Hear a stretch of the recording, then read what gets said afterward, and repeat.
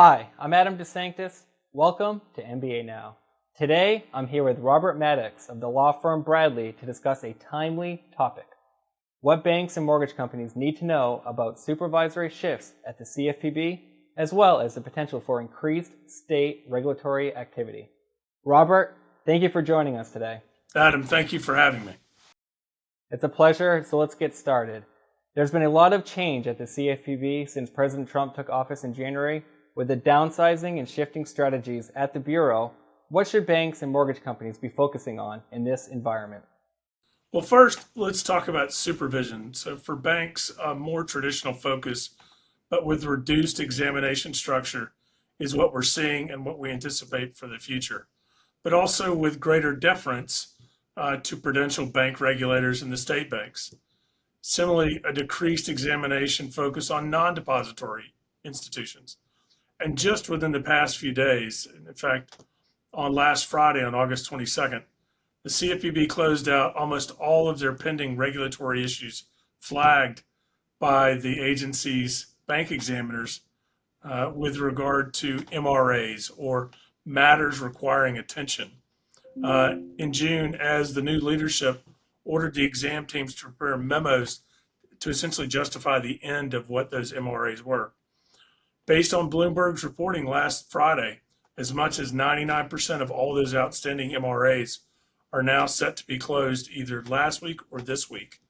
And that comes at the same time, if you remember, in conjunction that the U.S. Court of Appeals on August 15th listed the stay that prevented Acting Director Vaught from eliminating nearly all of the agency's workforce.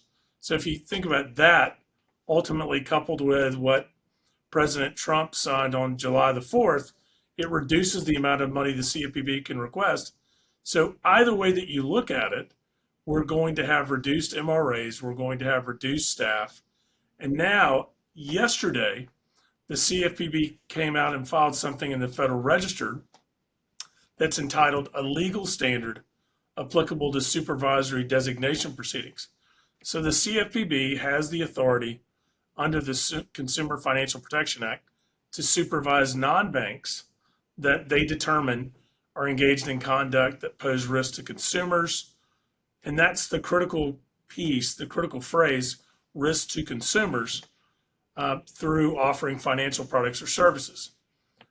In what the CFPB filed in the Federal Register, the CFPB alleges that it's adopting a new standard, and this is the quote, risk to consumers with regard to the offering or provision of consumer financial products or services. And what they want to do with this new standard is bind the CFPB going forward with regard to non-banks that they can then supervise.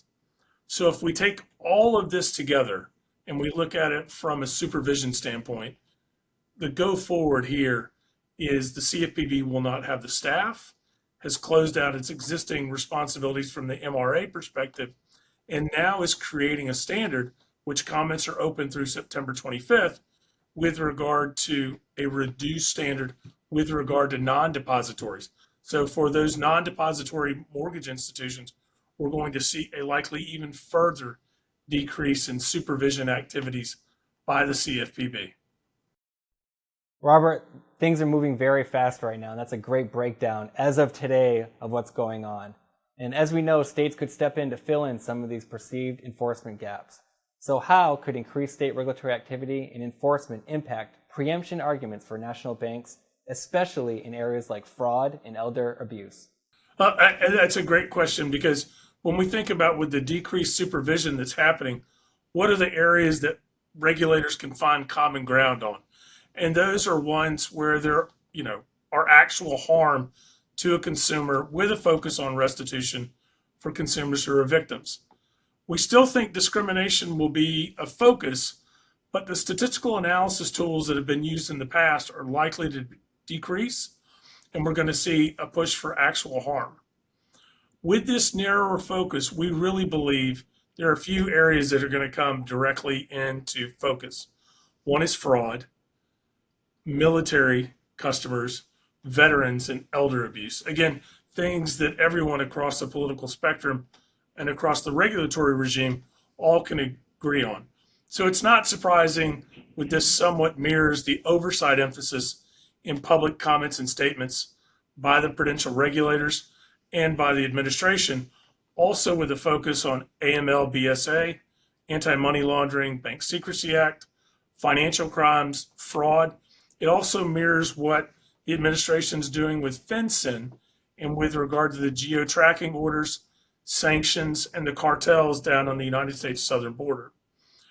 In addition, we see a shift into responsibility to the states with the readily apparent decrease at the CFPB. We are seeing a movement to additional action by state attorney generals to step into the breach, if you will, on the consumer side. Furthermore, taking it a step further, we anticipate that the next state legislative sessions that we will see in the fall into the 2026 will see a massive increase for the states to fill this perception of the void that the CFPB has left behind. So therefore, we're advising our clients and MBA's membership, as most of the institutions are in their budgeting season for calendar 2026 or October to October, it's really prudent to realize that there's a likely increase in resources that are necessary and needed to track all the jurisdictions where you're licensed or going to participate, because we anticipate we're going to see much increased state activity. Again, Robert, a lot of useful information there. I know things are moving very fast right now, and our policy folks are also looking and closely watching what's going to come out in the States here in the next couple months. So what steps should banks and mortgage companies take to reassess their compliance standards and policies following the rollback of rules and guidance documents, especially given the possibility of future regulatory shifts with the next administration? And I think that's what everyone's asking. How do we comply with this, if you will, historic shift? And depending on how you count it, over 75 rules, advisory opinions, guidance documents were withdrawn or revoked, and there's more every day. This in and of itself requires a bank or a mortgage company to review, analyze, and reassess both current compliance standards, particularly in the area of mortgage origination, fair lending, and servicing, but also to predict what's going to happen in the future.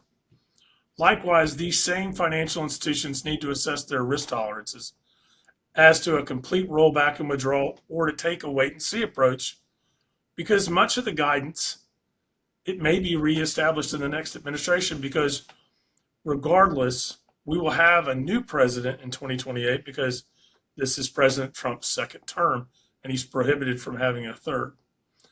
So from a practical and a basic standpoint, we're working with boards, executives, MBA members, the legal and compliance professionals, and really focusing on, if you will, the blocking and tackling, the policies and procedures. How do we not take everything that's changed over the last year that we've written and take it completely out of our policies and procedures, our training, but still maintain our policies, procedures, training, our work without being out of compliance? And it is a delicate balance, but I think that's where the focus in this ever-changing landscape is. And I think one of the big issues as we think about this, it's truly a historic push in deregulation in the mortgage arena, specifically from the CFPB perspective. We would advise and believe it prudent to acknowledge and legally comply with the current administration's direction. But history teaches us that the pendulum will likely swing back at some time, and any radical changes that may not be viewed as favorably in the next administration need to be taken into account.